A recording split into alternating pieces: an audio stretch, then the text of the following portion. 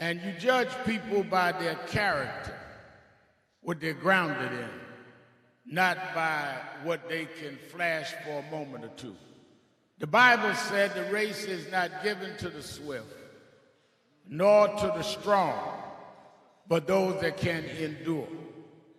There was a woman that endured from civil rights activism days and rose to the pinnacle of power in Washington, but never forgot her commitment to the movement and the cause and young people.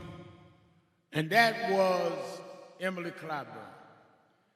This woman took strength that many of us don't have. It takes some kind of strength to be out front. It takes more strength to take a step back and push the ones out front and not let your ego get in the way of your agenda. And that is why we wanted today to give an award in her name.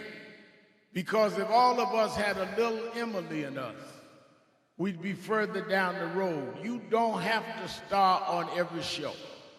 You don't have to be out front of every gathering. You don't have to be the one on the front page every morning. As long as the work gets done, you will get your due.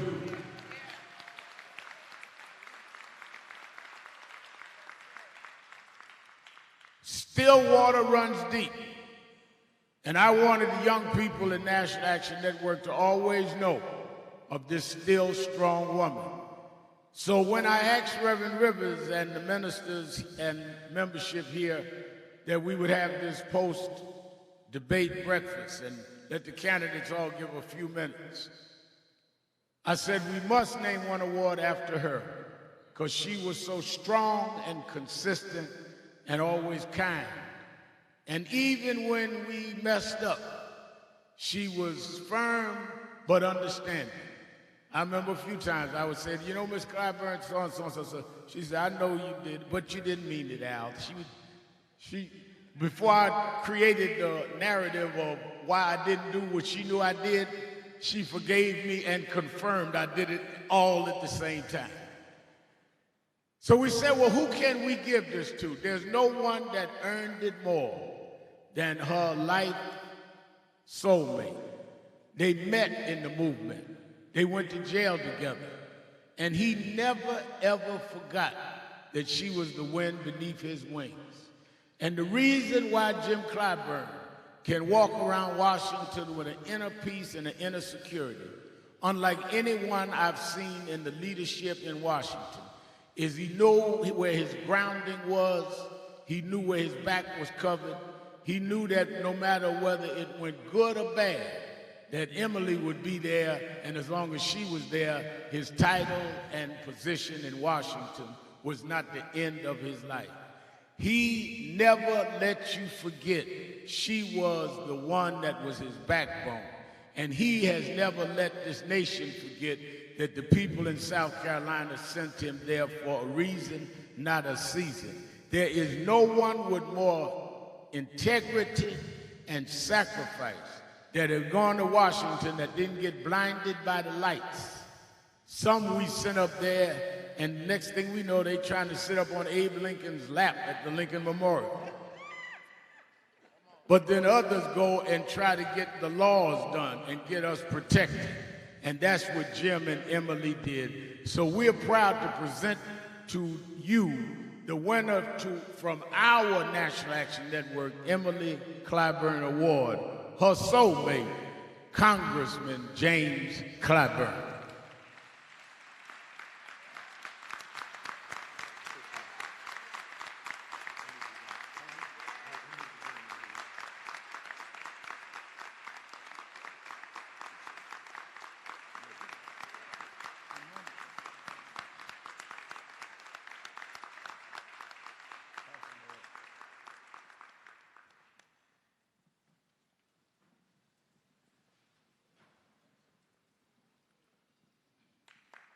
Thank you.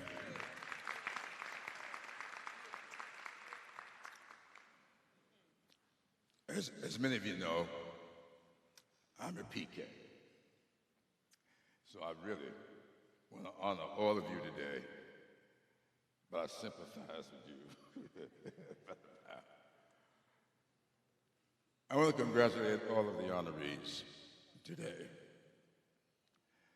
I leaned over to tell her, I said, tell her, how old are you? You aren't supposed to ask a woman that, but I did. And she told me. So I turned 46 last Friday. I said, don't you know that I was your mama and daddy's Cupid? True. Herbert and his late wife met while she was in my employment at the South Carolina Commission for Farm Workers.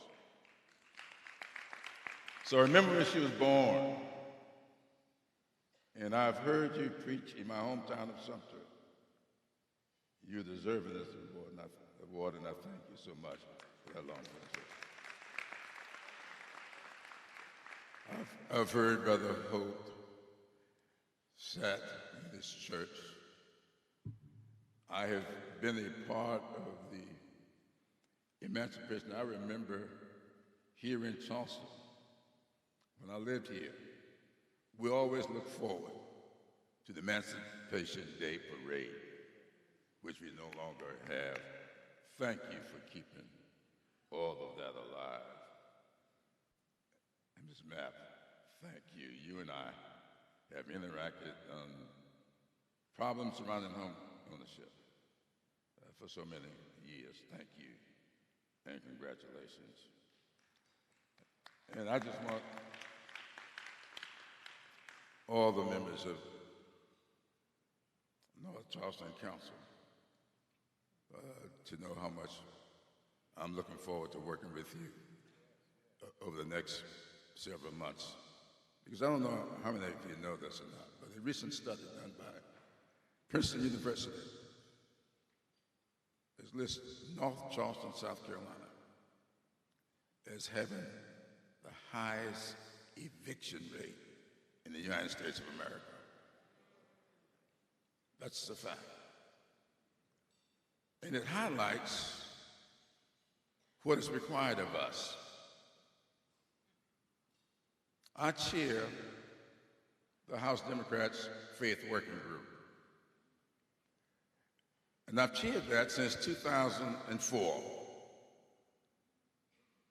working with our members, our Democratic members, getting them to feel comfortable with their faith, whatever it is. And when Nancy Pelosi asked me to do that, I demurred. I told her maybe she should get one of the ministers in our caucus. She said, no, I've been listening to your speeches. I've been reading your writings. There's a faith element to you that ain't denominational. And I think I want you to do it. So that night I called my pastor at the time, Joe Darby. I called Joe, I told him what was being asked of me, and I asked him, what do you think I should do? He said, I'm not going to tell you what to do, but what I will advise you is to go back and read the book of James. Now, the book of James has always been my favorite book of the Bible, not just because of my name, but it's such a short book of the Bible.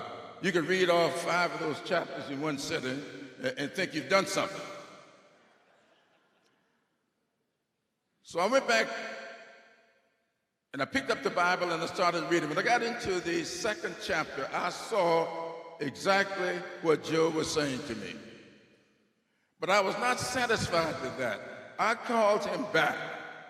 I said, now let's work through what James was thinking about when he wrote this epistle. And many of you know from your studies that James wrote that epistle around 44 AD, 44 years after Christ had ascended. And there was a great division among the believers, the followers, as to what was required of them. Some of them felt that all you needed to do was just profess your belief. Your relationship with the Almighty, according to them, was your personal relationship, had nothing to do with anybody else. So long as you keep your faith with the Almighty, nobody else had anything to do with that. James disagreed. And he should have known what's required of them. He was reported to be Jesus' brother. He had traveled with him. And he sat down to instruct the followers. He wrote that if your brother or sister comes to you hungry or naked, it's not enough to pray for them. It's not enough to tell them to go in faith. You feed them and you clothe them, because faith without works is dead. That resounded with me. And that is what really makes me who I am. Because I really believe that if James were writing that epistle today, he would say, if your brother or sister comes to you hungry, naked, sick, you provide them with health care.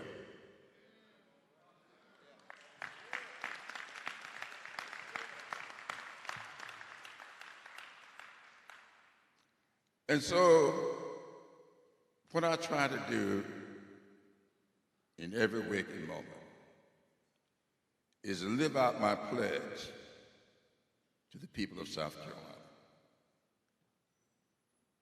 making America's greatness accessible and affordable for all.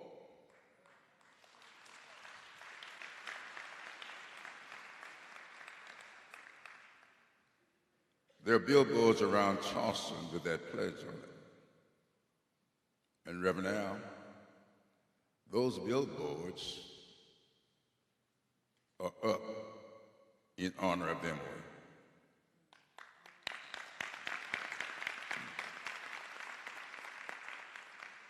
Emily always told me, I don't care how many radio ads you buy, how many TV ads you produce. When you run for office, for me, I want to see billboards. And someone asked me the other day, why you got up billboards? Because Emily told me to put up billboards.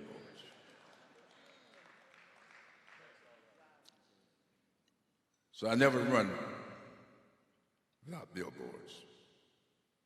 And one of the people came in, she was from Texas, Houston, Texas. And she says, I almost had a wreck coming from the airport. I saw this billboard, and your name was there, but there was no picture. I always see politicians' pictures on the billboard. I didn't think it was a good thing to put the picture of the real congressperson there. But I put my name there because Emily told me it ain't about you. It's about Monk's Corner, where she was born and raised. It's about rural South Carolina. And I just want to say to all of you who have gotten awards, I hope that you will demonstrate in the days, weeks, and years ahead that you are deserving, because I am going to work with all that is within me to demonstrate that I'm deserving of this honor you've given me today. I just hope I live long enough to do so. Thank you, and thank you.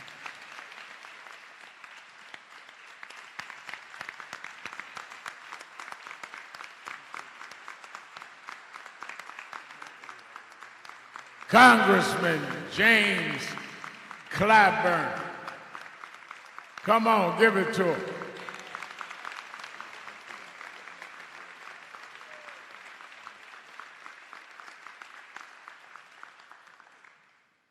We have invited the presidential candidates that will be on the ballot here on Saturday to come and address this gathering of activist leaders and faith leaders. A few minutes each, all of them having to move around the state and into Super Tuesday. So we told them to only speak a few minutes, and we are not asking them to give us a sermon. We're preachers. Give us your opening 5 minutes and move on.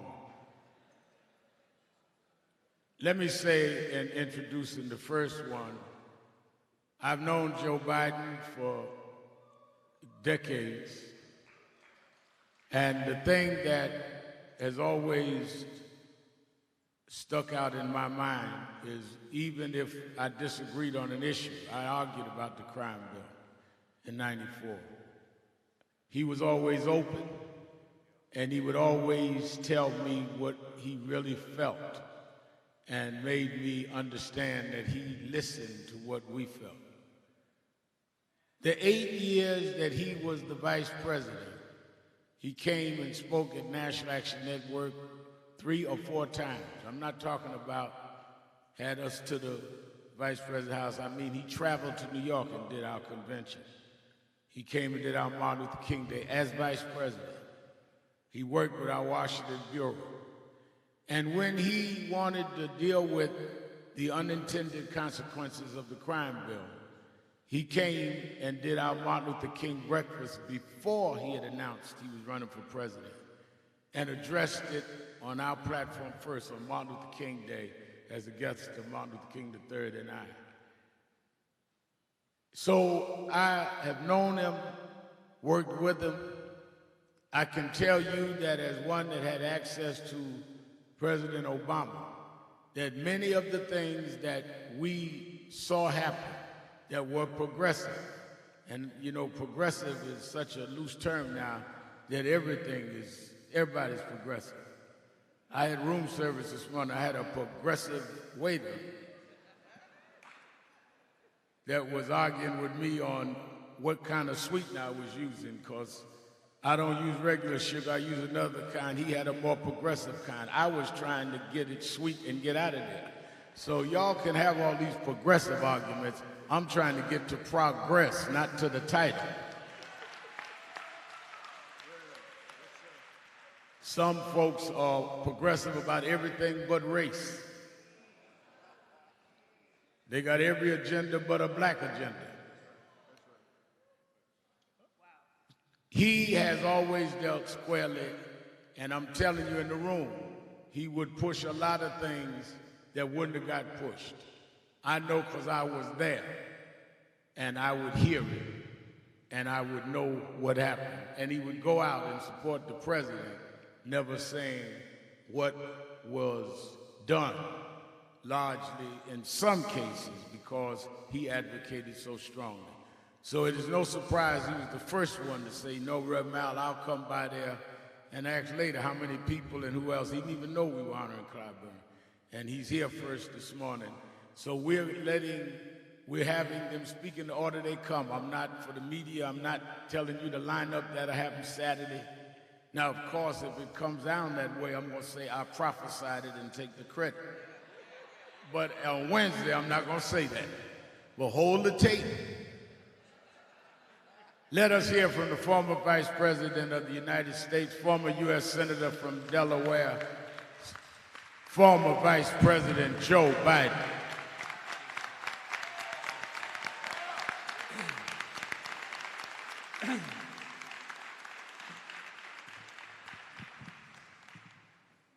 My name's Joe Biden. I've been working for the Rev for a long time.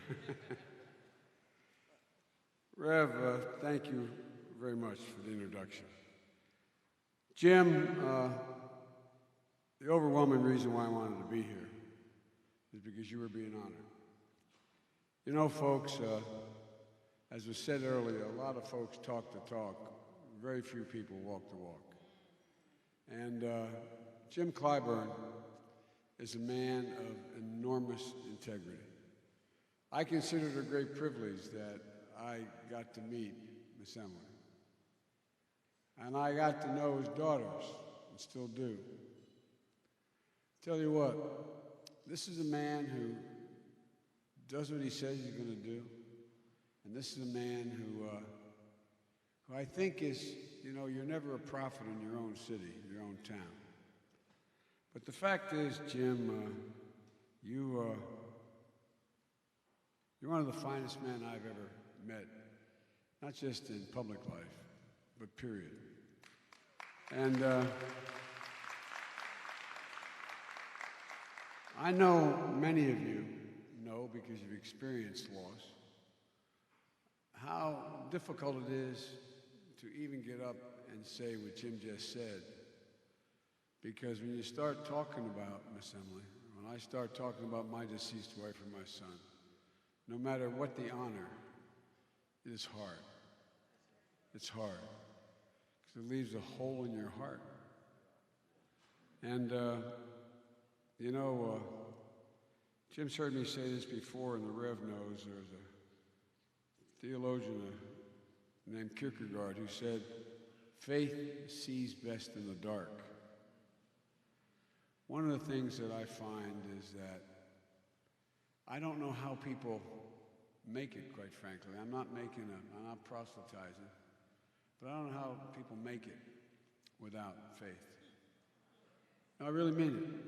Now, by the way, in case you're looking at my dirty forehead, I happen to be a practicing Catholic. I was a little late because I had to show up at a local church and get ashes this morning, because my mother would come down from heaven if, in fact, I hadn't done this. So, Mom, I got my ashes. I'm here. But Jim is a guy who, I'm not going to take, I'm trying to keep this really short because there's so much to say about you. The fact of the matter is, Barack, I call him Barack because I don't want to confuse him with the president, okay? But he's my friend. You know, the reason why we're able to get what we got done on the Affordable Care Act, the reason why we're able to get done what we got done on the Recovery Act, which put $500 million just into Charleston and the port and creating jobs, is because of Jim Clyburn. Jim Clyburn is the reason, along with Nancy Pelosi, that we're able to get the Affordable Care Act passed. We didn't have one single Republican vote. But when Jim talks to people, he doesn't lecture them. When he talks to them, he informs them. And he informs them like he informed everybody here this morning. James the Apostle was a man who talked about not your words, but your deeds. Everything Jim has done in his entire career has been about helping people. It's kind of basic stuff, you think, but it's not that all that basic. It's never been about Jim. It's been about the other guy, the other woman. And that's the way he has led and why everybody looks to him. And I'm not just being nice because I'm standing here and Jim's behind me. You all know it. People respect him. The first thing a man or woman has to establish is their sense of honor, dignity, respect. Just simple respect. So when Jim talks about, when I talk to Jim, he says, Joe, you know, everything's basically in threes here. It's about what you're going to do for you, for the person, what you're going to do for the family, and what you're going to do for the community. And everything Jim does gets looked through that prism. And look how much better off everybody is. But we got more work to do, a lot more work to do. You know, I'll end by saying this, and by the way, thank you for having me at your church, Rev. Talk about preaching. I tell you what, he not only preached when I was there and gave me an opportunity to speak, but he also is able to inject a history lesson at the same time. But you know, Jim, I think that people should understand that what you all understand in this room. They do it and they know it intuitively. As I said in your church, Rev, that sometimes I wake up and I think it's 1920 and not 2020. Wow. The way in which, I really mean it, the way in which we talk to one another today, the way in which the debasing of politics has occurred, the way in which this President Trump has so demeaned individuals and people, the idea that you'd ever have a president who'd make fun of somebody with a physical disability, to make fun, no, I really mean it. And it takes voices and character like Jim has to change it. This is a man who has a lot of reason, like a lot of you in this room, to be angry and not generous. This is a man who came from a very humble background. But this is a man who reaches out to everybody. Everybody. And folks, thank God we have all of you in this room, but also particularly Jim, because he reminds us of who we are. What you're doing to the least of my brethren, you're doing to me. That's what it's about. That's how I was raised. And Jim, whether I'm still around or not, you got a lot of work to do. And whether I'm president or not, I'm going to be there to help you do the work no matter what. Because folks, a country badly needs women and men of character. Character is on the ballot this time around. And the man with the most character, the people I work with is sitting behind me here. He is the one who everybody's looking to. And Jim, you better hope I don't win, because you're going to be the busiest man in the world. God love you all. Thank you for having me. And may God bless our troops.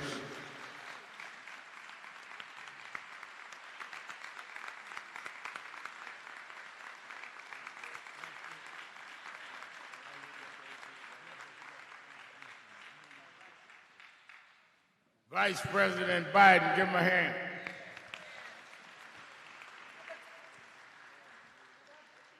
One of the things that we want to see in whomever is the next president is one that will respect and give access. And as we honored those in South Carolina leadership today, the candidates coming by giving a few minutes of what they want to say to our leaders is also to respect those that we honor. One of the things the present occupant of the White House has is no respect for our community and the leadership of our community. You cannot rent or lease leaders for a season rather than those that have earned and fought leadership for a lifetime. Our next speaker has been one that our Washington Bureau has reported every time we called on her, she was there way before she ran for president.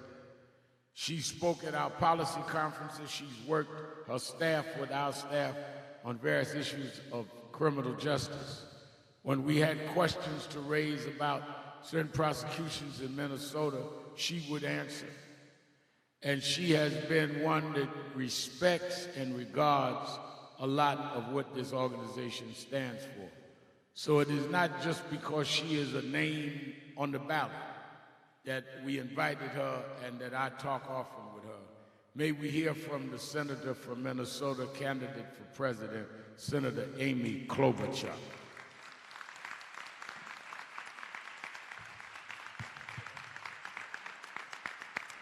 Thank you. Well, thank you so much, Reverend Sharpton. Thank you so much also to Reverend Benton for hosting us. And it's wonderful to see. I was listening and Representative Clyburn, who I admire so much, his remarks, as well as the Reverend's, about keeping it short, that we wouldn't have a sermon. And it reminded me, actually, a few years ago, I went to a troop deployment in Oklahoma, and it was 109 degrees of our Minnesota National Guard. And they put the politicians in the sun so we wouldn't talk too long. And in the course of the whole thing, 17 people fainted. And they got water, they were fine. And I got home, and I was on the phone to a friend telling the story of how I'd been in Oklahoma. It was 109 degrees, and 17 people fainted.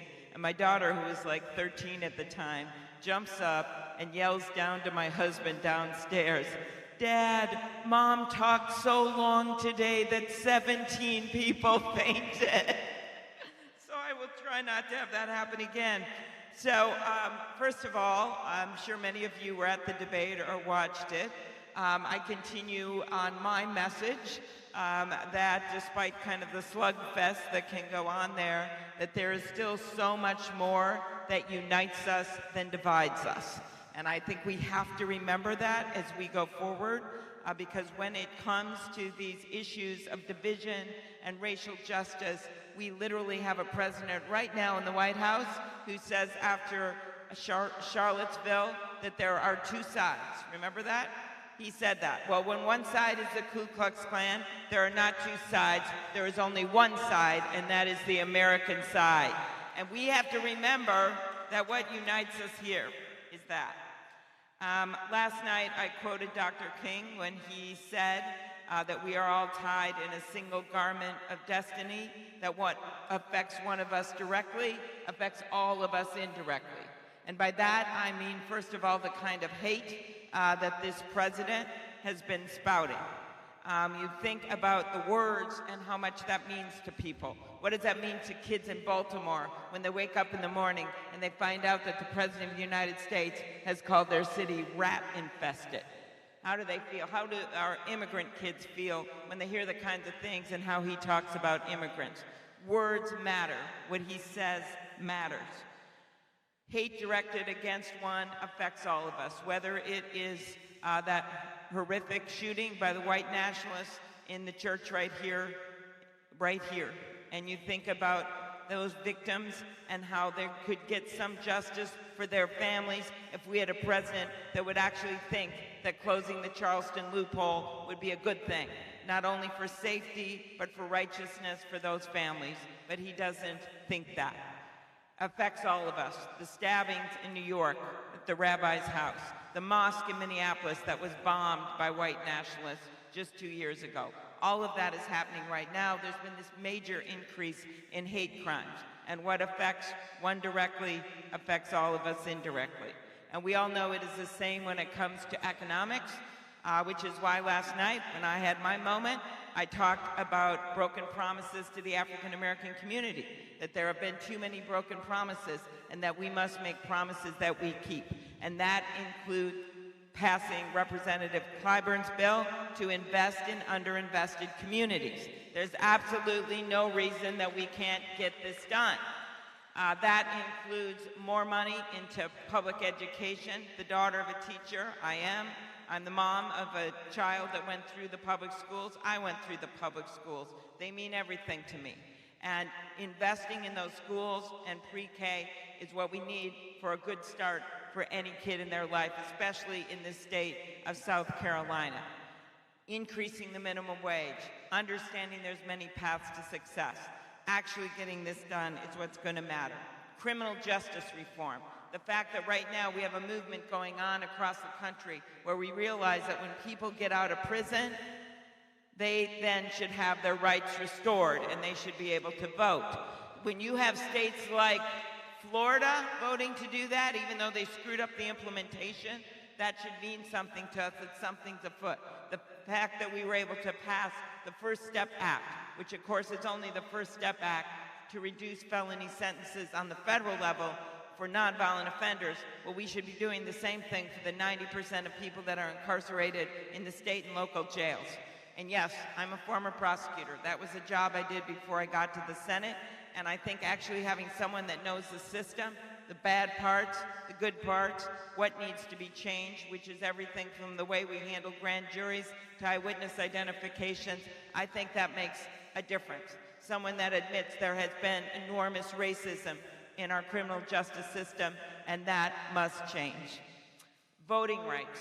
None of this is going to happen unless African Americans are able to vote. And you have right now what's going on, as the North Carolina court said just a few years ago, that they are discriminating this administration and their friends with, quote, surgical precision. Those aren't my words. Those are words in a court case by a Republican-appointed judge when they looked at what North Carolina had done to try to get people off the rolls. My friend Stacey Abrams would be governor of Georgia right now if it wasn't for the voting violations. There is no doubt about that.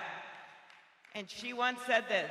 She said, you know, just because you haven't gone to church for a while, or to synagogue or mosque, just because you haven't gone, you don't lose your right to vote, to worship under the Constitution. Just because you don't go to meetings like this and are already at 8 in the morning and maybe not everyone's here, you don't lose your right to assemble. And just because you haven't gone and voted in every single election, you shouldn't have to show up at the voting booth and find out you lose your right to vote. But that is exactly what voting purges are, and that is why, as president, I will stop the voting purges. That is my bill right now, to get rid of that, to get rid of gerrymandering, and to automatically register every kid in this country when they turn 18 to vote. The last thing I'll say is this. My background, it is not Donald Trump's background. It is not one of privilege like so many in this community. It is one of resilience. My grandpa, he was an iron ore miner. He worked 1,500 feet underground. His parents died when he was really young. He was the oldest son. He had to raise his 9 brothers and sisters. The youngest had been taken to an orphanage in Duluth, and he borrowed a car 2 years later. She was 8 years old, and brought her back. My grandma and grandpa had 2 boys. They saved money in a coffee can in a basement to send my dad and his brother to a 2-year community college. From there, my dad gets a 4-year degree at the University of Minnesota, becomes a writer, a sports writer, covered the Vikings. Actually, once wrote a book that is sadly still relevant today called Will the Vikings Ever Win the Super Bowl? My mom grows up in Milwaukee, no money, wants to be a teacher, comes to Minnesota because they had strong teachers union, and taught 2nd grade until she was 70 years old. So I stand before you today as a granddaughter of an iron ore miner, as a daughter of a teacher and a newspaper man, as the first woman elected to the U.S. Senate from the state of Minnesota, and a candidate for President of the United States. That's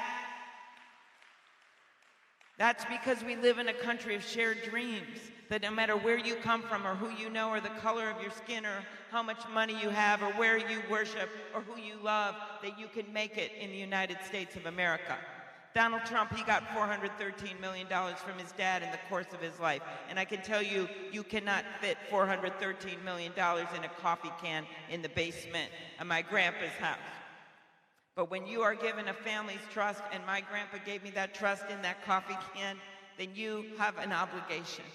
An obligation not to go in the world with a sense of entitlement. An obligation to go into the world with a sense of opportunity, obligation to lift people up instead of pushing them down, to bring people with you instead of hoarding it for yourself. So that is the grit that I bring to this race. The grit learned from starting your campaign in the middle of a Minnesota blizzard and no one ever thought you could get through it because you had 4 inches of snow on your head. The grit from growing up with a dad who struggled with alcoholism his whole life and only got through it when, in his words, when he got the treatment, he was pursued by grace. The grit from having your daughter born and she's sick and you thought it was going to be perfect and she's in and out of hospitals for the first few years and you get kicked out of the hospital, which I did in 24 hours, and I went to the legislature and got one of the first laws passed in the country guaranteeing new moms and their babies a 48-hour hospital stay. That was my start in politics. That is how I began my journey. So with that, I just want to thank you, and I want to remind you, no matter what you see on that debate stage, we all know what our mission is. We all know what's important, and no one knows more than the people in this room. And that is that we have to win, we have to stop this injustice, we have to beat Donald Trump, and the way that we do it is with a fired-up Democratic base, which has always been rooted in the African-American community. My argument is, you've got a lot on your shoulders. You have carried that torch for a long time, and that maybe you need some friends. That we need some people to join this big coalition. And it's got to be people that stayed home in the election, or even some of those people that voted for other candidates, that we've got to build this big coalition to bring people with us because they are ready to do it. But only if we have a candidate that doesn't push them away, but brings them with us. Because this is my last thing I'll say. We may have lost an election in 2016, but we didn't lose hope. Thank you for carrying the torch of that hope. Let's go on and win this. Thank you so much. Thank you, Reverend Al.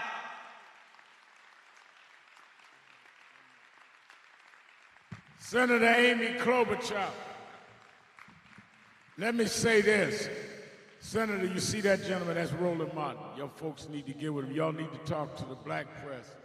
You know, I don't talk out both sides of my mouth. What I say on radio, I say in public. I say I was going to tell you and Pete and all y'all, talk to the black. There's Roland right there. So y'all get that together. Did I do my assignment, sir?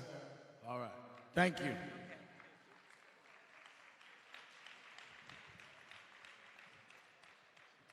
All of us have different roles. And if we support each other in our roles, then we'll get where we got to go.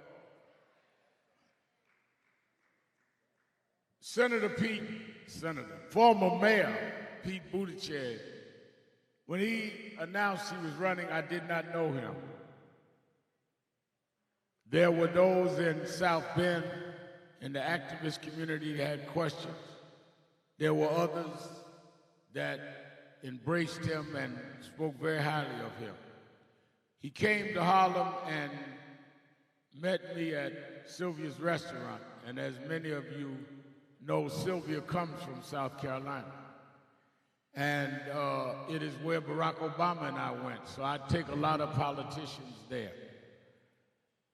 And as we sat there, what struck me about him was not only did he have a thorough understanding of the issues, he had a sensitivity of what needed to be done, and he was very open about what may have gotten wrong or right. We talked about all of the controversies. But the thing that most was different to me about Mayor Pete was I have taken many politicians, Reverend Rivers to Sylvia's.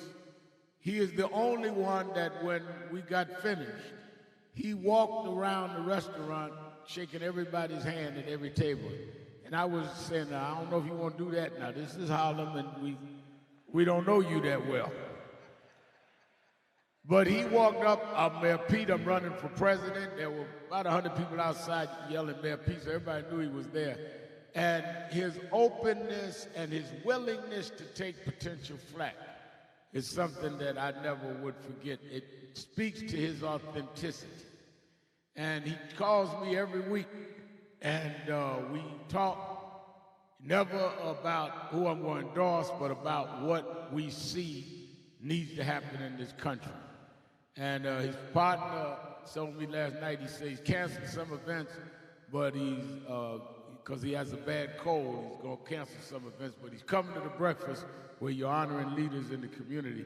I said, well, a lot of them are faith leaders. Maybe we'll heal him before he leaves the church today. Let us hear from the former mayor of South Bend, Indiana, Mayor Pete Buttigieg.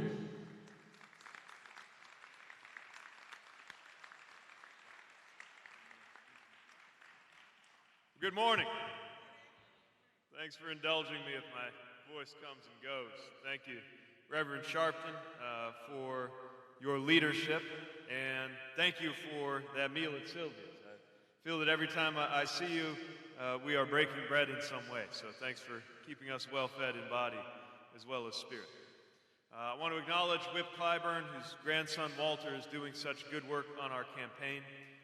Reverend Rivers, thank you, and whose son Chris is one of the minds that helped shape our immigration policy and joined us at First Baptist Church on Sunday.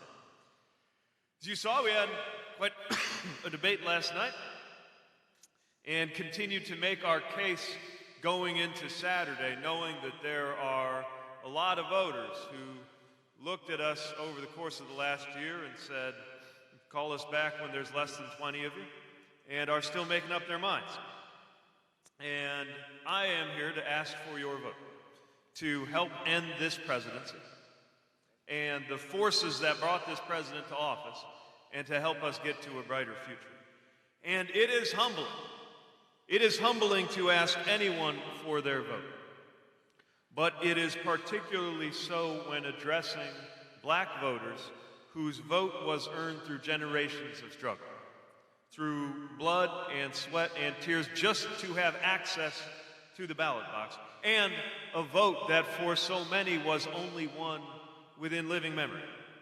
And so I'm asking for that vote knowing how hard won it is, knowing it is the vote of those with a great deal at stake, knowing it's the vote also of those who have been taken for granted far too often by politics as usual. And I am going to do everything in my power to earn that vote, not just going into the election, but throughout the presidency I'm proposing to create.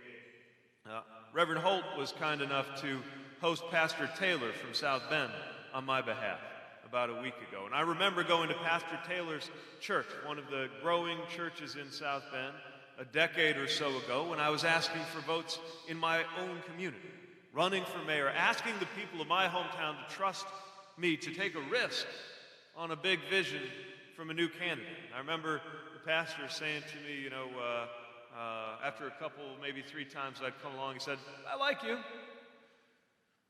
Everybody knows how to come to my church before an election. I want to see what you do next.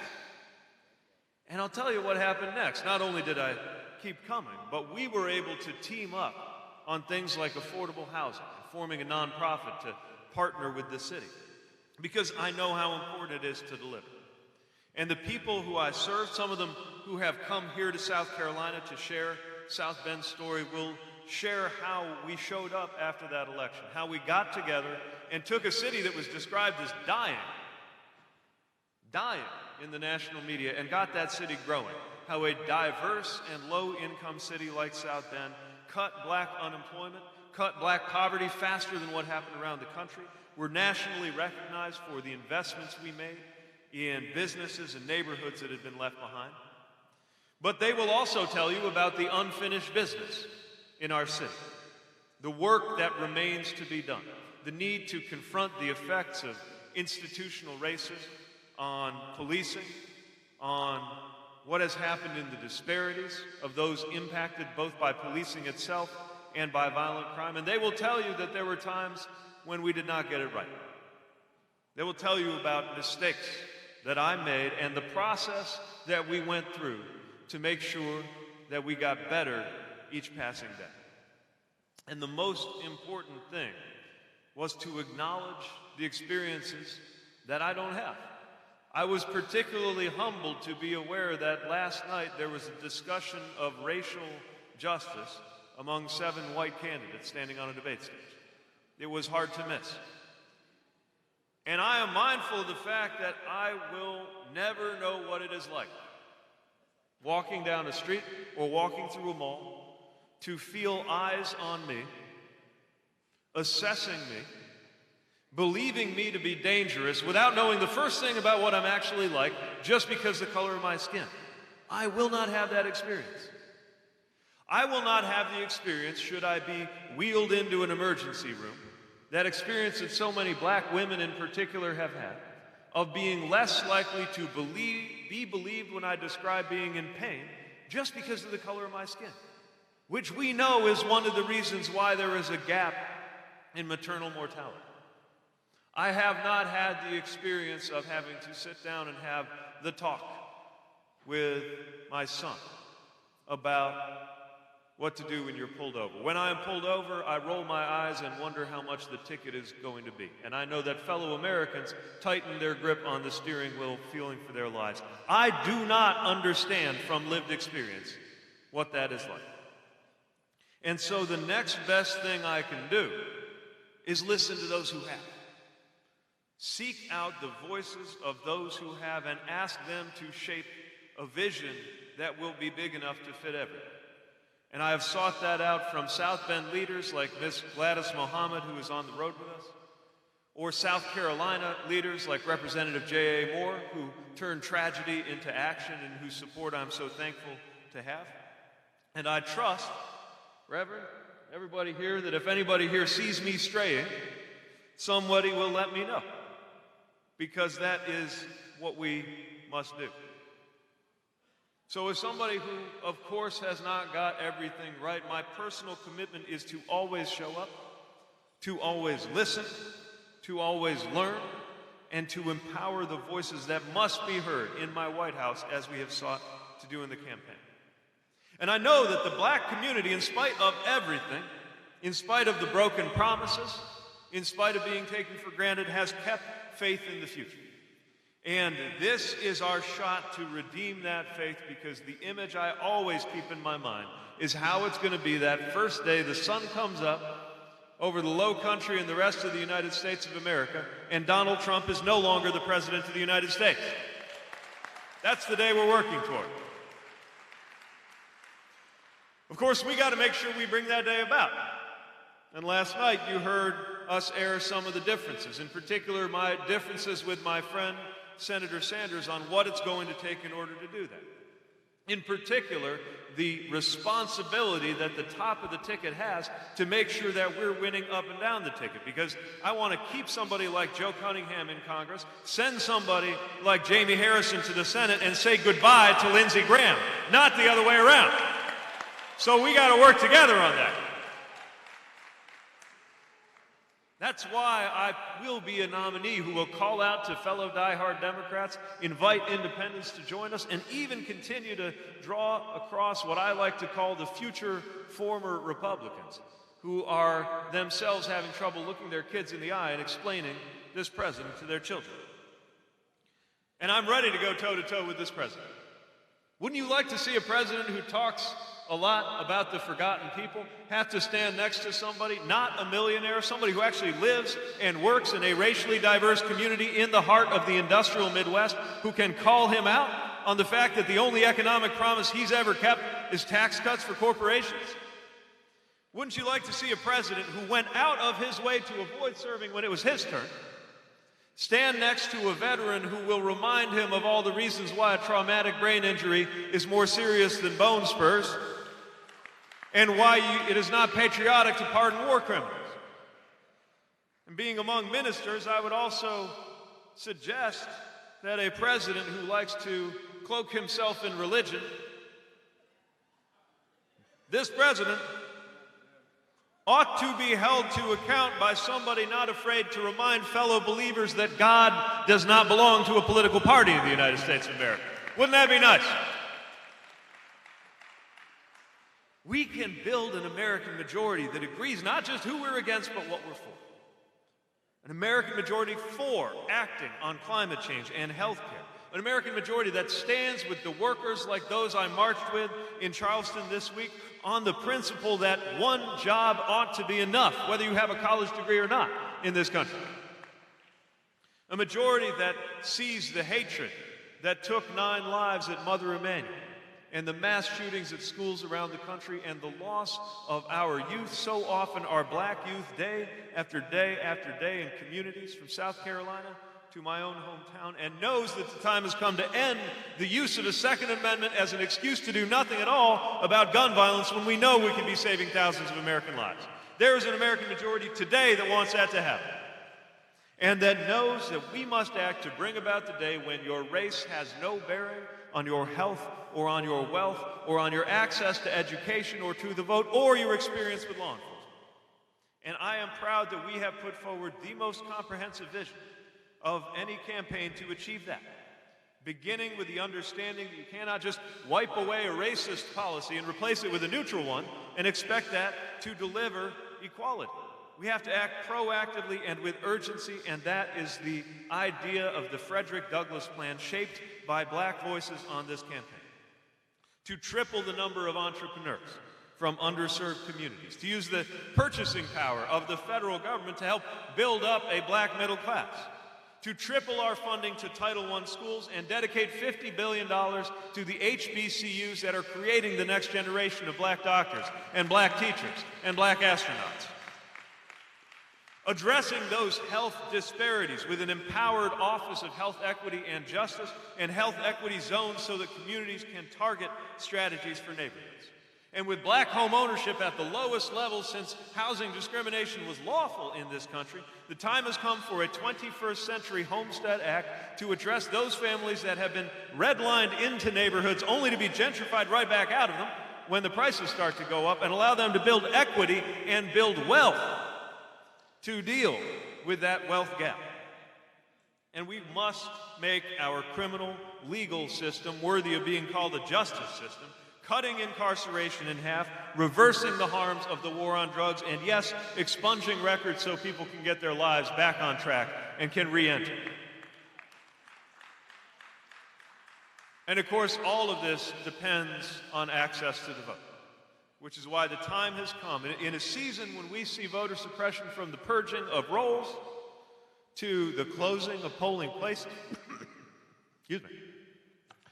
The time has come for a 21st century Voting Rights Act to make sure that that kind of voter suppression will not stand. So these are the policies we need, but I know that the vision has to be even bigger than that. We need a chance to build a sense of belonging in this country. Whether it is a father having the talk, or a gig worker driving to make ends meet, even though she's got 2 jobs already, or the 9-year-old boy I met wondering if something inside of him meant he would forever be on the outside in our society, we can let them know you are part of this future that we are building. And I'm asking for your vote based on my understanding of what the presidency is for. I'm not seeking this office because I would like to have it. I'm seeking this office because I believe the presidency has a purpose. That the purpose of the presidency is not the glorification of the president, it is the empowerment and the unification of the American people to do these big things. That's what this election is about. And part of what the presidency in the right hands could do is bring us together as one American people, as one body. I'm thinking of the scripture that says that even though the body is made up of many parts, it is one body. That if the foot says to the hand, because I am not, I promise I will leave the preaching to the professional preachers, but it is on my mind, that scripture that says that if the foot says to the hand, because I'm not a hand, I am not part of the body, it's not any less part of the body. And if the eye says to the ear, because I'm not an ear, I am not part of the body, it's not any less part of the body. That if the whole body were an eye, the scripture says, where would the sense of hearing be? And I hold this in contrast to a president who, on the day he was sworn in, said, I alone can fix it. Mr. President, nobody this side of paradise can fix anything alone. We are in this together. We need each other. And that is the spirit of the presidency that I'm asking for your vote to help us create. Thank you for the chance to stand before you. Thank you for your leadership. Thank you for your passion. And I look forward to seeing you on the campaign trail. Thank you. Thank you very much. Thank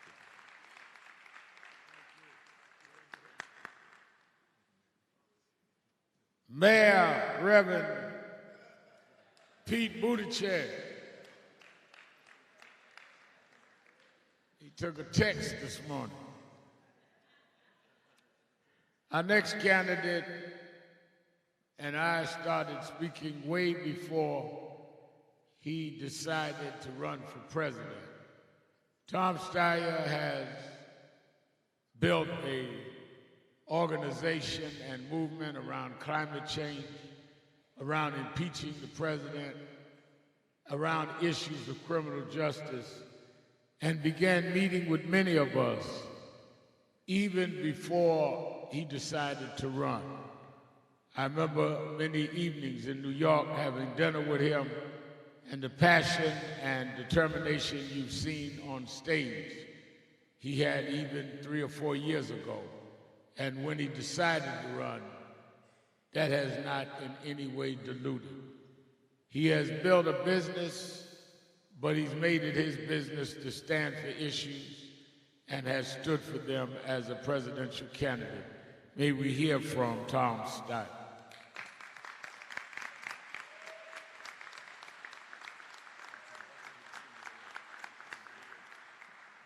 Good morning. I want to start by thanking Reverend Rivers for having us here today. Thank you so much for hosting. And I want to thank Reverend Sharpton for his leadership throughout all the years and decades. And I want to talk a little bit about why I'm running for president and what's in my heart. And let me say this. I come from a family, I grew up during the Civil Rights Movement. My mom was a teacher in the New York public schools, and that was her way of participating in the Civil Rights Movement. She ran reading programs in overwhelmingly African-American schools in New York, and when she got too old to do that, she went and taught reading to prisoners at the Brooklyn House of Detention. My father was a lawyer in New York. He's the first generation in his family to go to college. He graduated from college at 18. He graduated from law school at 21. He left the law to go into the Navy after Pearl Harbor. And at the end of the war, because he had a law degree, he was the assistant to the chief prosecutor of the Nazi war criminals at the Nuremberg trial.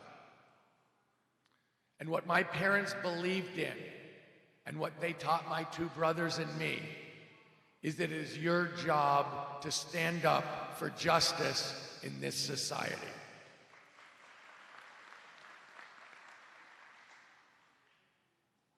Faith without works is dead. That's what they believed. My mother was one of the most religious people I've ever met. But faith without works is dead. That's why I started the Need to Impeach movement. Because I saw a president at 1600 Pennsylvania Avenue who I thought was evil, who I thought was a racist, who I thought broke the law, put himself ahead of the American people, and stood for everything I disagree with. And 8.5 million Americans signed the petition to say there's still such a thing as right or wrong. But let me say this, it is no coincidence that some of the people who were talking about this even before I was Representative Al Green from Houston, who brought it up because he said this man's a racist, he has to be impeached. And Representative Maxine Waters from Los Angeles, who did an amazing job of talking about this. The reason I'm running for president is that I believe that the American people have been taken advantage of, but beyond that, I believe that we are very far from racial justice in the United States of America, that there is a dramatic racial subtext to every policy area in the United States that goes unspoken, and that unless we address it specifically, we don't address race and we don't address the policy area. So I am one of the people who is running for president, I think I'm the only person who says I'm for reparations for slavery. And why is that true? Because that's the truth. That we actually have to tell the story of what's happened over the last 400 years in terms of legalized discrimination, injustice, and cruelty, but also of the incredible contribution to American society by the African American community. And that when we acknowledge that contribution in building America, but to me also the moral leadership that African Americans have given the whole country for generations and centuries is something that needs to be acknowledged and thanked, because actually to this very day, I believe that African Americans are providing the moral leadership for this country right now.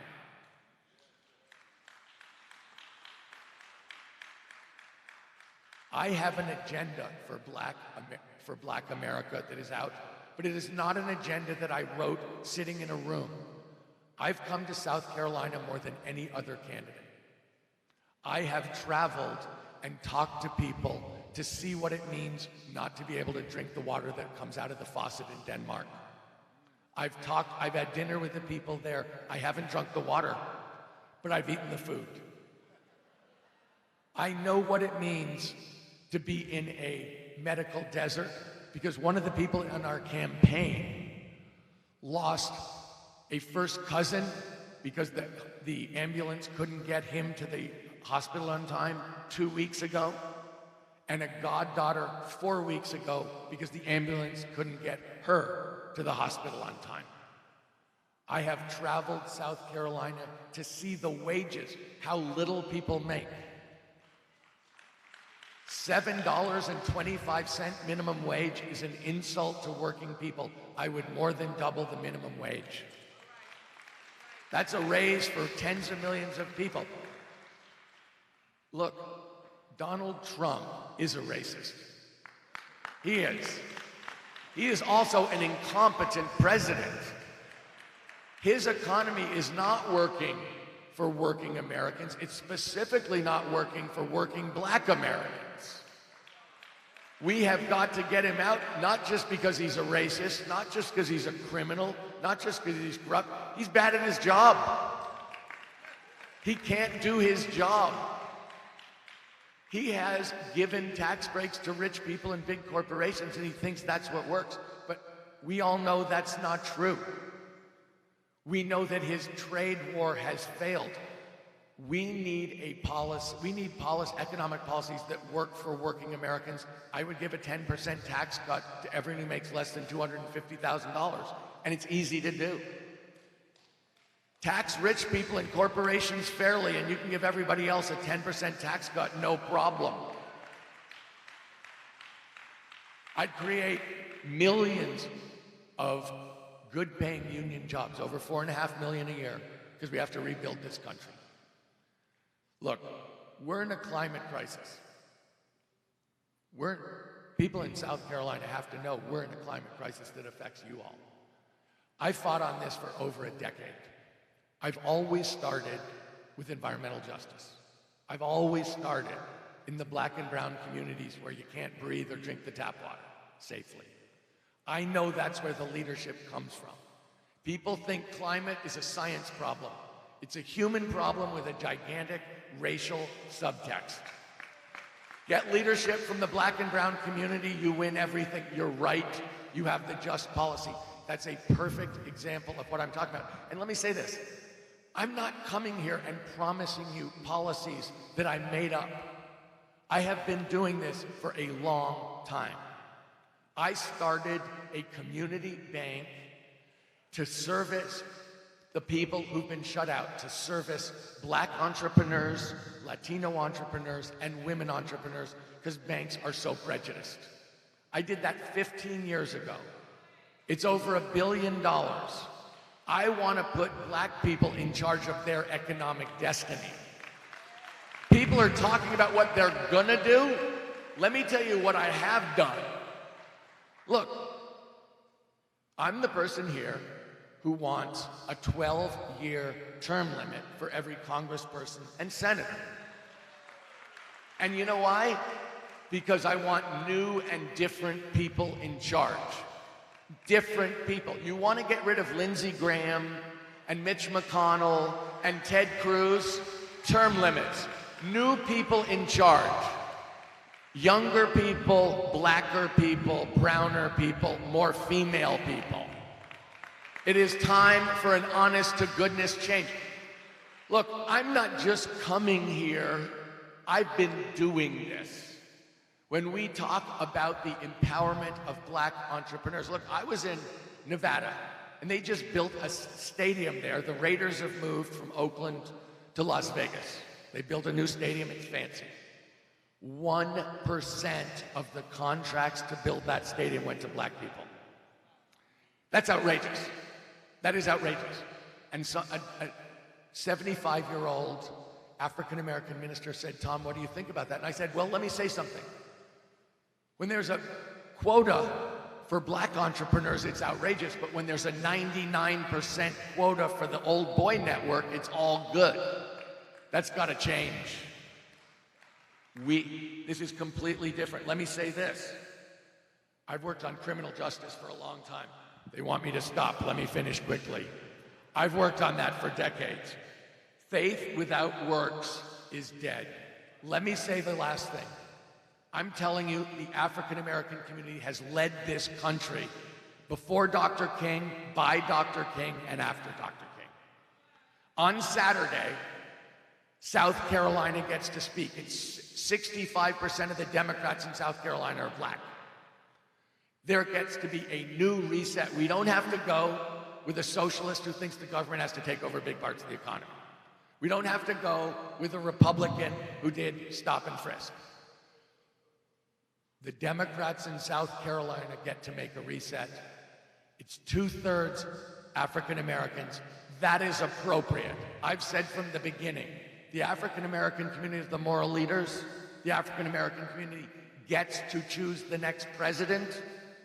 That's what happens on Saturday. I'm asking for your vote. Not only have I done this for years, I'm talking to ministers. I write a cross on my hand to remind myself, you do the right thing every day, even if they put you on the cross. That's what I'm here to tell you. That's what I'm going to promise you I'm going to do. Under all circumstances, no matter what it costs, I will stand up for this community because something wrong has happened that has to be repaired so that we can move forward together in a just society. Thank you very much.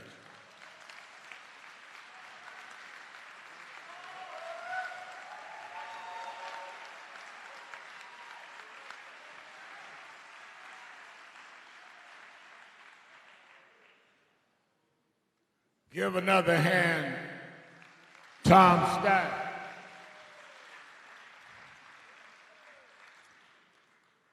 I was privileged at a very young age, 18 years old. I worked as the youth coordinator for Shirley Chisholm's campaign for president. So I knew the gender bias as well as the racial bias firsthand. There's a woman running for president this year that has had to face gender bias even in the progressive community, but has done so gallantly and has, I think, more than anyone, impacted how consumers and regular working class people are treated by big business, big banking, and big insurance. Whether or not she is successful as president, she's already been a game changer for those of us in our community that have been targeted by those industries. She and I have communicated and worked together over the last several years, and it is with great pride I bring you my friend and sister, Senator Elizabeth Warren.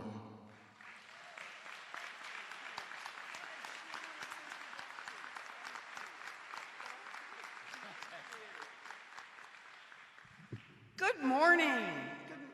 Good morning, National Action Network.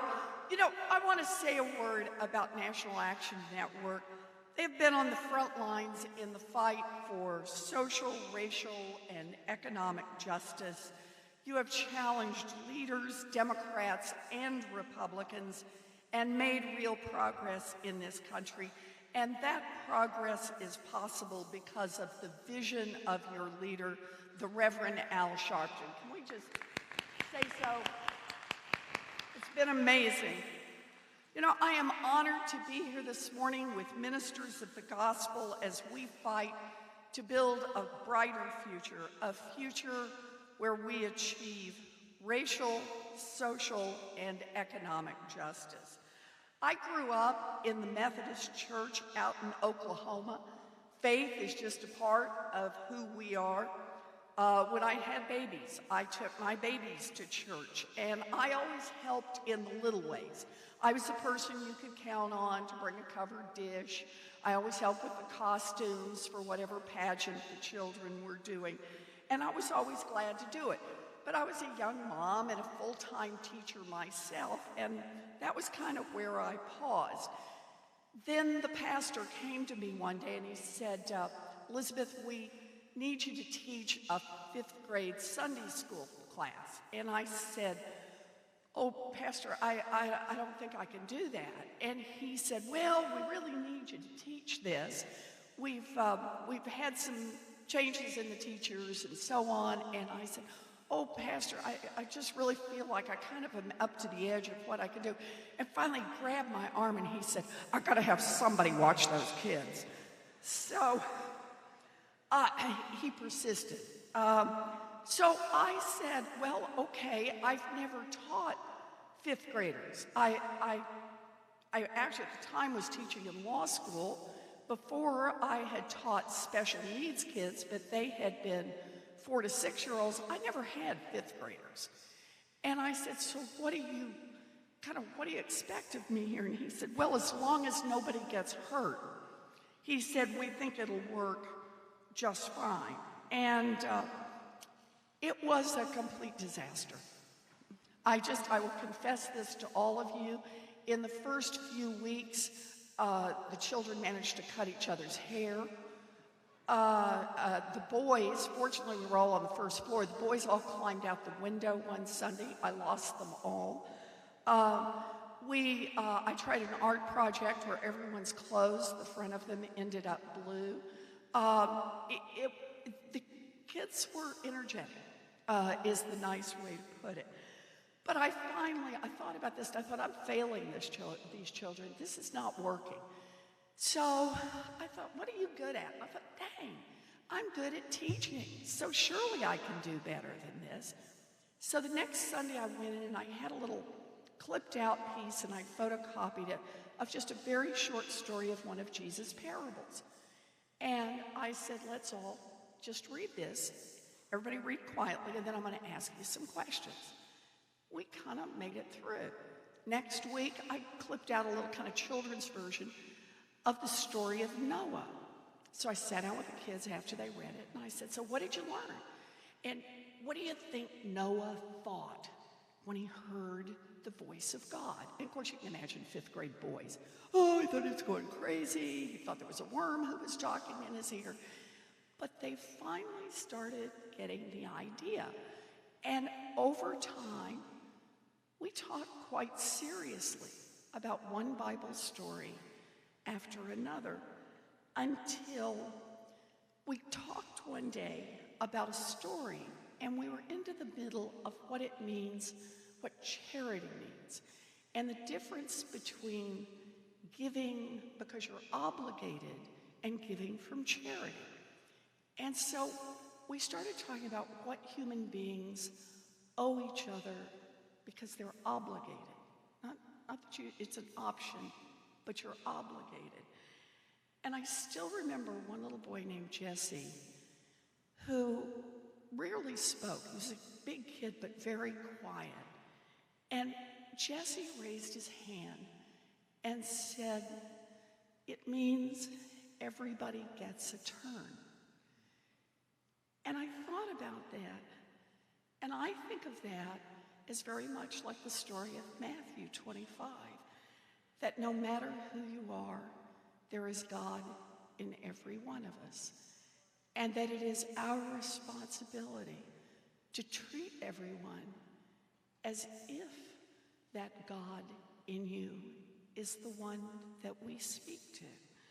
So, rich or poor, black or white, gay or straight, young or old, male or female, God in every one of us. And that's what I fight for, and I think we fight for every day. Uplifting and protecting the divine in each and every one of us.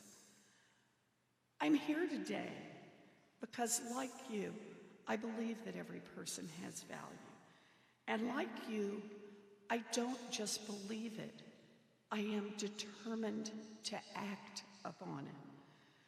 I've traveled this country listening and learning, and I've found that the American people know what's right, and they are ready to act. They know that they have been called to a time such as this, and I believe they are willing to step up. So I'm here today to say, for all the good work that you have done, you are not alone in this fight. When I am President of the United States, we will answer this call together.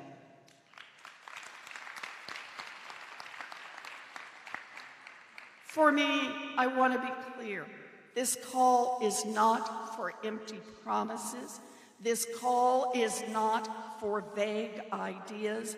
This call is for real plans to make real changes in the lives and communities of people across this country. And yes, I have a plan for that. For too many today, there are some who would touch your life. I have proposed, for example, a 2-cent wealth tax on the richest 1/10 of 1%. So here's a little tiny tax on the richest people in this country. And what can we do with 2 cents? For 2 cents, we can provide universal health care and early education for every single one of our babies. Think about what that means. And think about what it means for their mamas and for their daddies. We can do universal pre-K for every 3-year-old and 4-year-old in America. And we can stop exploiting the people, largely African American and Latina women. We can raise the wages of every child care worker and preschool teacher in America. We can pay for all of that federally, and we can put $800 billion of new federal money into our public schools. Think what that would mean. Quadruple the funding of Title I schools, quadruple the funding. And coming from a former special education teacher, you'll appreciate this, for the first time in history, we could fully fund IDEA so every child with a disability would get the full educational opportunities they need. We can also make technical college, 2-year college, and 4-year college tuition free for every one of our kids. We can expand Pell Grants so it's a meaningful chance to go to college. And we can actually help level the playing field. $50 billion for our historically black colleges and universities. 2 cents. We can do all of that for our babies. We can do all of that for our public school children. We can do all of that for kids trying to get an education after high school. Plus, we can cancel student loan debt for 43 million Americans. We would help close the black-white wealth gap for people with student loan debt by nearly 20 points. To me, that is about making a real difference in people's lives. This is about money, you bet it is, but it is about our values and where we make our investments. We can leave that 2 cents with the richest billionaires in this country, people who are already growing their fortunes at 4%, 6%, 8% a year. Or we can say, take just 2 cents of that and invest in an entire generation of young people. That is how we build a future. People tease me because I have so many plans, but the plans are important. This is a moment when we can make changes. I have a plan to fund Black entrepreneurship and close the Black-white wealth gap in small businesses. I have a plan to counter the effects of redlining. I have a plan to end the mass incarceration of millions of our brothers and sisters. I will ban private prisons from the first day I'm in office. No one should make a profit by locking people up. And I have a plan to make sure every citizen gets to vote and that every vote gets counted. I understand that this is a moment of tremendous challenge, and in 3 days, South Carolina, you're going to move us one step closer to getting Donald Trump out of office. I'm here today to ask for your vote because I believe that we have been called to this moment of crisis. And today I make you this promise. When I am president, we answer this call together. We answer the call to build an America where healthcare, housing, education are basic human rights for everyone. We answer the call to where the difference between a good education and a prison sentence isn't just a few blocks. We answer the call so that a run-in with law enforcement or a turn down the wrong street corner doesn't cost you your life because of the color of your skin. We answer the call so that we have an America where a federal solution for local problems are made by local communities for local communities. When I am president, we will have an America where every day the person in the White House talks about how every human being has value and where we turn our backs on no one. It is an honor to be here with you today. My pastor is here with me, Reverend Culpepper.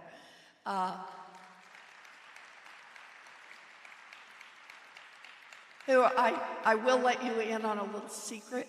If you think I do all right in the debates, it is because Reverend Culpepper prays over me before I go out. Power of prayer, Reverend. I want to thank you all for all that you're going to do.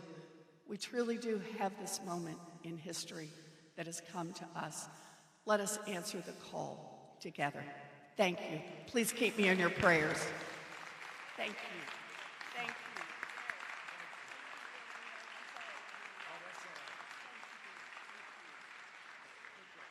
Senator Elizabeth Warren. Our last speaker is the front runner.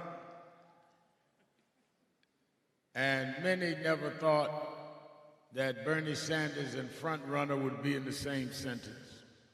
But if you had any doubt, they said when I was a younger activist and started getting a lot of attacks, an older mentor of mine said, Reverend Al, when you know you are doing well, is think of civil rights like a football game. They only run to tackle you if you're the one with the ball. Nobody tackles anyone that doesn't have the ball because they can't score. Bernie Sanders and I have known each other. We've talked about issues for years. He's been consistent. If he did something that we disagreed, he could be the first one to explain it. and convert you or be open to being converted. But I want to say this, and I'm going to have a lot more to say in the next day or so about this campaign, but I think it's important in South Carolina. The civil rights movement always was targeted by those that would use the Red Scare. I talked the other night at Trinity University, where Cleola Brown was there, about how when I started my youth group, Bayard Rustin gave me the money. Bayard Rustin was an organizer, the chief organizer of the March on Washington. They would not let him take a public profile because they said he was a communist. They accused Dr. King of being a communist. Every major leader in the 60s, they tried to call socialists a communist. Whatever you decide to do on Saturday, do not go by those that use the socialist tag to try to separate us from what we need to do for this country. Because we've been down that road before, and we are not that stupid to allow you to tell us who is what. Socialism, capitalism, all of it has not worked fairly for black folks. So those that rob us say, don't deal with them, they socialists. The socialists don't socialize with us, don't deal with them because they rob us. It's time for all of us to be treated fairly. And what he has represented has been fair. I judge people, the Bible says you judge a tree by the fruit it bears. How do I know Bernie Sanders? I know him because we talk, I know him because we communicate, but I know him because I trust Nina Turner and I talk to her. I know him because I talk to Cornel West. We fuss and fight like brothers do, but I talk to him. I talk to Philip Agnew, and they talk about the respect and access they have on staff. You got to talk to the people that walk with a man to know who a man is. They know how they are when they back at the hotel. Because they can tell me anything, but if you don't empower the blacks around you, you will not empower the black community. So I want us, when you make up your mind this week, if socialism's on your mind, read about what they said about Martin Luther King and others. If other things are on your mind, weigh it in the balance. But do not let others tell you, I will put it this way. When Nelson Mandela was freed from jail and came to address the UN, I was honored to be part of the delegation. I will never forget, he went one night, Bernie, to Senator Bernie. I'm sorry. Don't want to disrespect you. I don't want us to. But he went one night to do an interview with Ted Koppel. And they challenged Dr. King on certain people that he had dealt with, including the president of Cuba. And he said to Ted Koppel, wait a minute, I sat in jail 27 years. Don't choose our friends or our enemies. To have an assessment does not mean you are signing on to everything somebody says. If I'm going to condemn Sanders for an analysis, then I can't say I came out of the King movement as a teenager.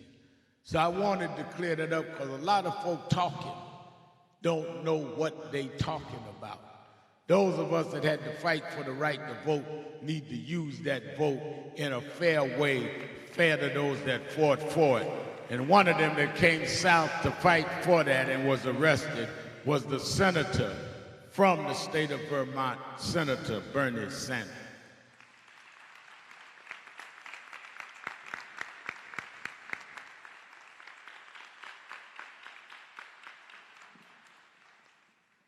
Well, let me begin by thanking Reverend Al and the National Action Network for the courageous work you do every single day. Whenever there is a national crisis, whenever there is an outbreak of white nationalism, I find the National Action Network and Al Sharpton there with courage. Thank you all very much for what you're doing. And let me say what everybody in this room knows, that it is a moral imperative that we defeat the most dangerous president in the modern history of this country, that we cannot tolerate for another 4 years a president who is a pathological liar, who is running a corrupt administration, who is a racist. Let's never, ever forget that before Trump took office, he was the leader of the so-called birther movement. All remember that? Trying not to disagree with President Obama, but to delegitimize him. That's the guy in the White House. He is a sexist, he is a homophobe, he is a xenophobe, and he is a religious bigot. And no matter what your political point of view may be, we as Americans understand that is not the kind of person we want in the White House. Now, as Reverend Al kind of mentioned, I have been active in the civil rights movement for my entire adult life. I know that most candidates do not come forward and tell you about the times they were arrested. Probably not what you put on your resume. But I am proud to tell you that when I was a young man at the University of Chicago, I was arrested fighting housing segregation in Chicago. Took on the University of Chicago dealing with school segregation. Worked with SNCC and the civil rights movement in the South, trying to provide the help that they desperately need. And I know I date myself when I tell you I was there for the March on Washington for Jobs and Freedom back in 1963, and that Dr. King has played an enormously important role in inspiring what I do. But it's obviously not just Dr. King's dream who we are trying to fulfill. It is people like Ella Baker, who played a pivotal role in the NAACP and the SNCC movement. People like Fannie Lou Hamer, the co-founder of the Freedom Democratic Party. I'm old enough to remember that. People like the Reverend Jesse Jackson. And I am proud to tell you that in 1988, long time ago, I was one of the few white elected officials. I was mayor of the city of Burlington who endorsed Jesse Jackson, who brought him to Vermont, and we won Vermont for Jesse Jackson. And I am very proud to tell you that I've worked with the Reverend Al Sharpton for so many years on so many issues, and I applaud him for his courage. You know, when things get hot, some people run away, some people run toward it. Reverend Al and your movement runs toward the crisis and the danger, prepared to take on all kinds of opposition. Clearly, there have been ups and downs in the civil rights movement. We are all proud that in recent history we have passed major civil rights and voting rights laws. And I am old enough to tell you something, that 30 years ago, very few people in America would ever have believed that we would elect an African American as President of the United States and re-elect him. All right? We take it for granted now. Trust me, that was not always the case. And I was proud to support Barack Obama in both of his campaigns. And today, after the 2018 election, the Congressional Black Caucus that I work with as chairman of the House Progressive Caucus, now has the largest number of members in its entire history. But of course, we still have much work to be done, especially under Trump. And as I've traveled this country, I've met with so many heroes who are continuing the fight against racism in all of its ugly forms. And I think back now about a young woman named Erica Garner. I think many of you remember Erica Garner and her courage in standing up to police brutality and ugliness in New York City.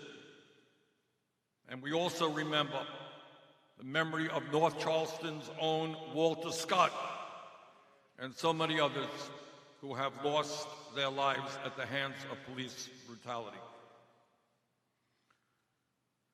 As Reverend Al just mentioned, Dr. King talked about socialism during his life. And what he said back then resonates today. This is what he said, and I quote, "This country has socialism for the rich and rugged individualism for the poor," end of quote. You all know what that means? It means that people like Donald Trump, when he was a private real estate developer, received $800 million in tax breaks and subsidies in New York City to build luxury housing. That's called socialism for the rich. It means that major corporations today, like Amazon, made $11 billion last year in profits. You know how much money they paid in taxes? Not a nickel. It means that the Walton family, the wealthiest family in America, that pays its workers at Walmart starvation wages, we subsidize them because many of their workers at low wages have to go on Medicaid, food stamps, and public housing. So I think that maybe we need government policies that protect working families, not just billionaires. And right now, in the midst of massive income and wealth inequality, we have massive disparities between the black and white communities. Not acceptable that white families have 10 times the wealth of black families. Not acceptable that the infant mortality rate in the black communities is more than double the white communities. Not acceptable that black women die in childbirth 3 times more than white women. Not acceptable that African American school districts do not receive the funding they need to provide quality education to their kids. Not acceptable that a young black male born today has a 1 in 4 chance of ending up in the criminal justice system. Racism is rampant. It's rampant in housing, in healthcare, in education, in financial services. And my promise to you is that instead of dividing the American people up, which is what Trump is doing, we're going to bring people together. We're going to end every form of ugly racism that exists in this country. Instead of letting the NRA determine gun policy, we're going to have gun policy determined by the American people. Universal background checks, ending the gun show loophole, ending the straw man provision, and ending something that I have believed in for 30 years. No more sale and distribution of assault weapons in this country. We are going to have policy that works for workers. We're going to raise the minimum wage to a living wage at least $15 an hour.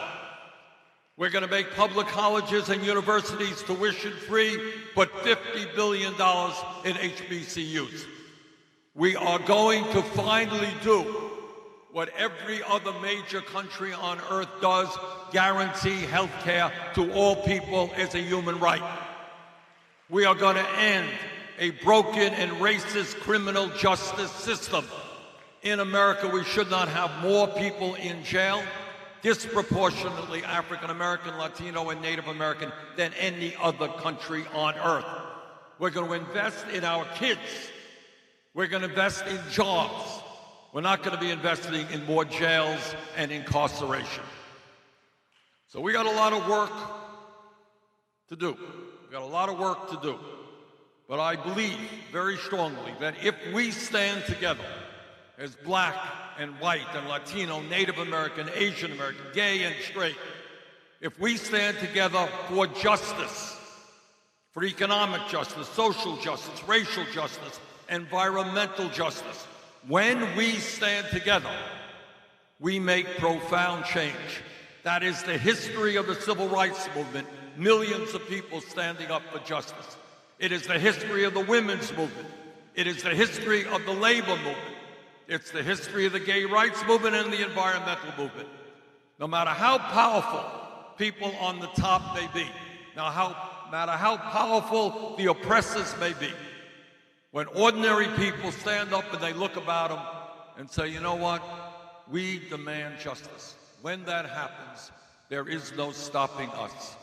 And that is what this campaign is about. So again, I want to thank Reverend Al and all of you for the extraordinary work you do. Let us go forward together.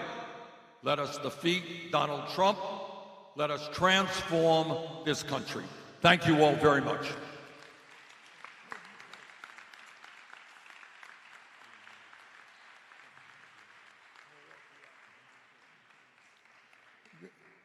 Would you give all of our candidates a round of applause?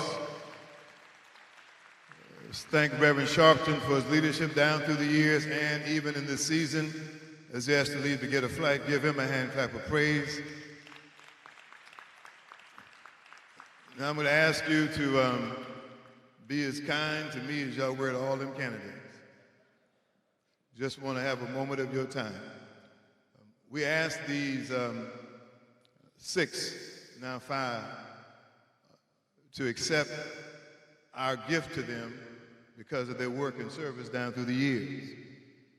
One that we wanted to recognize, who let us know he could not be here, is the presiding prelate of the 7th Episcopal District of the African Methodist Episcopal Church. That would be Bishop Sam Green. He could not be here, but he was the first one we called to ask him would he accept our award. What he has done for education, for justice, and helping move the AME Church to being almost AME Pentecostal warrants our thank you. He is a fierce defender of the rights of HBCUs to excel, and for that we are grateful. So would you join me? We're going to present the award to him in person, hopefully this weekend when we go to Columbia. But would you thank Bishop Sam Green, the presiding prelate of the 7th Episcopal District of the African Methodist Episcopal Church. And to show we're not joking, that's his award. So, Randolph is here? Where's the singing somebody? Did y'all remember, I know you did, the funeral for our friend Clemente Pinckney? And y'all remember the person who took over? And I was teasing him, if I add up all the hits on all my YouTube, in the history of my life, it wouldn't be 7,000. And he has a video that has 700,000 hits when he sang that tremendous song at Clemente's homegoing. And he tried to convince me he didn't plan to sing it, but I know better. So Reverend Randolph, the Singing Somebody Miller, come on and receive this for Bishop Green.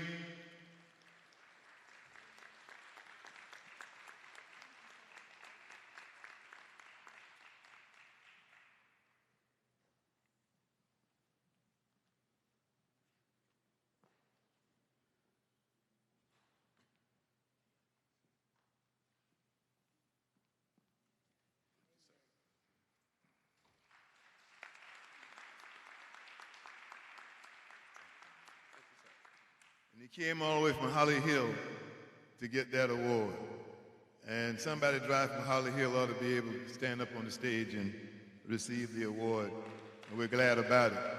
Let me quickly thank all of you for coming and delivering on a commitment that Trudy Grant and I made to Reverend Sharpton. When he asked us, will we do this? And he asked us, Pastor Benton, how many folk you think can come? I didn't answer. Trudy Grant said, Red, we can do about 300. And we spent 12 days in Africa knowing that was not going to be true. And we got back from Africa, and doggone if y'all didn't do it. So give the Lord a hand clap of praise for your faith.